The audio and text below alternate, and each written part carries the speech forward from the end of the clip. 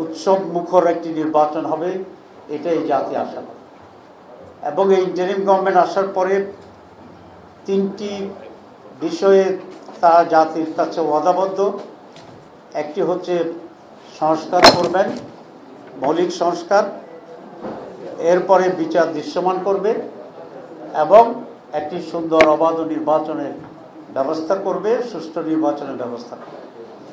ইতিমধ্যে একটি বিষয়ে আমরা অনেক দূর অগ্রসর হয়েছি।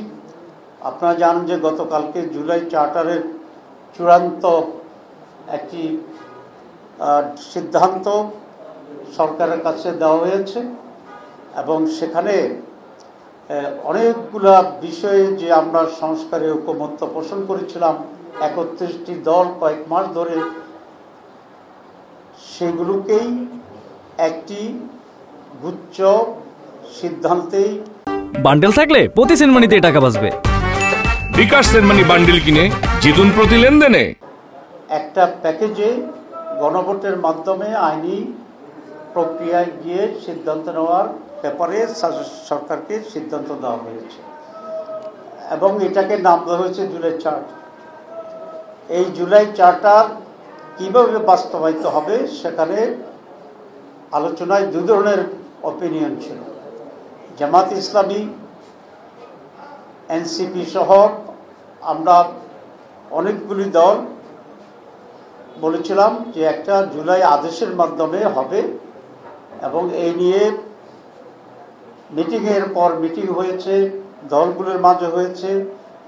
এনসিসি ন্যাশনাল কনসেনসাস কমিটি তাদের এক্সপার্টদেরকে দিয়ে করেছে, আমরা আমাদের এক্সপার্ট দিয়ে এটা নিয়ে আলোচনা করেছি। সবটা মিলেই ফাইনালি যেটা সিদ্ধান্ত হয়েছে যে একটি আদেশের মাধ্যমেই এই জুলাই সনদ বাস্তবায়নের জন্য, এটা ব্র্যাকেটে সংবিধান, এটা আপনারা কালকে পত্রিকায় দেখেছেন, এভাবেই এটার উপরে গণভোট হবে। আমরা এই সিদ্ধান্তকে ওয়েলকাম করেছি এবং ইতিবাচক হিসেবে দেখেছি। ইতিমধ্যে আমরা আমাদের কমেন্ট পত্রিকার মাধ্যমে আমরা দিয়েছি, আমরা সেটা তাদেরকে অবহিত করেছি এবং আমরা এটা বলেছি এখন যেটা অত্যন্ত গুরুত্বপূর্ণ সেটা হচ্ছে এনসিসি যে প্রস্তাব দিয়েছে সেটার দ্রুত ঘোষণা চলে আসা, একটা আদেশ দিয়ে দেওয়া। আমরা সরকারকে দাবি জানাচ্ছি এখন যে এই আদেশ দেওয়ার ক্ষেত্রে যেন আর কোনো সময় ক্ষেপণ না করে। এই আদেশের পরে যেটা হবে সেটা হচ্ছে গণভোট হবে। গণভোটটি আমরা আলাদাভাবে চাচ্ছি। তারা 2টা সাজেশন দিয়েছে, একসাথে জাতীয় নির্বাচন গণভোট আর অথবা জাতীয় নির্বাচনের পূর্বেই গণভোট। আমরা মনে করি প্রথম যেটা দিয়েছে জাতীয় নির্বাচনের পূর্বে গণভোট, এটাই সঠিক সিদ্ধান্ত, এটাই যথার্থ এবং আলাদাভাবেই জাতীয় নির্বাচনের আগে গণভোট দিতে হবে। কারণ গণভোট হচ্ছে জুলাই সনদের উপরে, রিফর্মসের উপরে জনমত, আর জাতীয় নির্বাচন হচ্ছে দেশীয় রাষ্ট্র ক্ষমতা নির্ণয়ের একটা নির্বাচন। সুতরাং 2টার চরিত্রই ভিন্ন। কোনো কারণে যদি জাতীয় নির্বাচন সঠিক সময় নাও হইতে পারে, আমরা আশা করি সঠিক সময় ইনশাল্লাহ হবে। বান্ডেল থাকলে প্রতি সেনমানিতে টাকা বাঁচবে। বিকাশ সেনমানি বান্ডেল কিনে জিতুন প্রতি লেনদেনে। তখনও তো জুলাই সনদ তো আমাদের পাস করতে হবে, জুলাই সনদ তো একটা সংস্কার হবে। সুতরাং 2টাকে একসাথে জুড়ে দেওয়াটা এটা আমরা কোনোভাবেই সঠিক মনে করি না এবং এটা জুলাই সনদকে অনিশ্চয়তার দিকে নিয়ে যেতে পারে। তো সেজন্যই জুলাই সনদ জাতির জন্য পরিবর্তনের একটি দলিল, অত্যন্ত গুরুত্বপূর্ণ।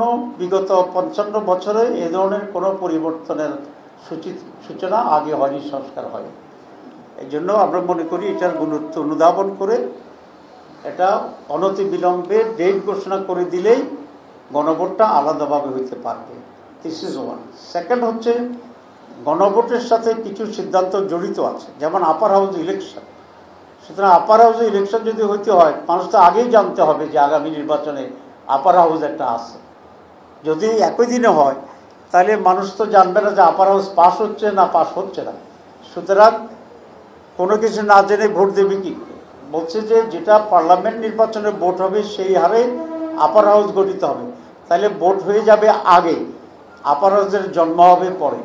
তো তো জন্মের আগেই নাম রাখা, ছেলে না মেয়ে না জেনে, কিছুই না বুঝে, এটা তো একটা উদ্ভট টাইপের কথা হবে।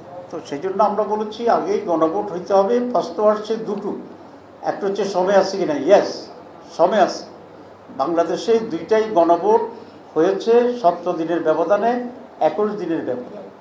এখন জুলাইয়ের প্রথম সপ্তাহে যদি গণভোটের তারিখ হয়ে যায় নভেম্বরে, তাহলে নভেম্বরের লাস্টে এই ইলেকশনটা হয়ে যেতে পারে। কারণ এটা অন্য জাতীয় নির্বাচনের মতো তোর সময় লাগবে না যে প্রার্থী হবে, বাছাই হবে, স্ক্রুটিনি হবে, এই হবে সেই হবে, কিছুই নেই এখানে। হ্যাঁ না, মানুষ ভোট দিয়ে দেবে, এটা একটা প্রশ্ন। সুতরাং এটার কোনো জটিল কিছু নয়। 2 নম্বর প্রশ্ন আসছে যে ভোটার আসবে কিনা। ভোটার তো ঢেউ নেমে যাবে, আমরাই তো ভোটার আনবো, দলগুলোই তো ভোটার আনবে। হ্যাঁ, পক্ষে যারা তারা যে ভোটার আনবে। সুতরাং ভোটারের কোনো ক্রাইসিস হবে না, আকাল হবে না। 3 নম্বর প্রশ্ন তুলতে চায় যে টাকা খরচ হবে। দেশের স্বার্থের জন্য তো টাকা খরচ তো করতে হয়, আমরা এখন করছি না টাকা খরচ। জুলাই সনদটা এতই গুরুত্বপূর্ণ, এটা কিছু ফান্ড খরচ করেও যদি এস্টাবলিশড হয়, পুরা জাতির ভবিষ্যতের রাজনীতির একটি দিগন্ত উন্মোচিত হবে। আর এখানে অনেক টাকা খরচ হবে না। যে ব্যালট বাক্স 2টি ইলেকশনের জন্য একসাথে কেনা যাবে, আমি বেশি ব্যাখ্যা না করে বলছি। সুতরাং এটা একটা শর্টলি অল্প খরচেই অল্প সময়টা হয়ে যাবে।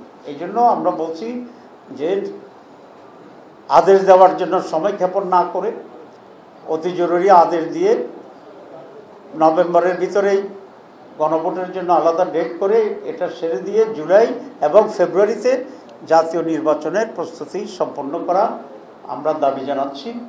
এবং যদি সময় ক্ষেপণের টেকনিক করে যদি অন্য কিছুর দিকে যাওয়ার চিন্তা হয়, তাহলে আমাদের সব নির্বাচনকেই এটার উপর একটা চাপ পড়ার আশঙ্কা আমরা সেটা করছি।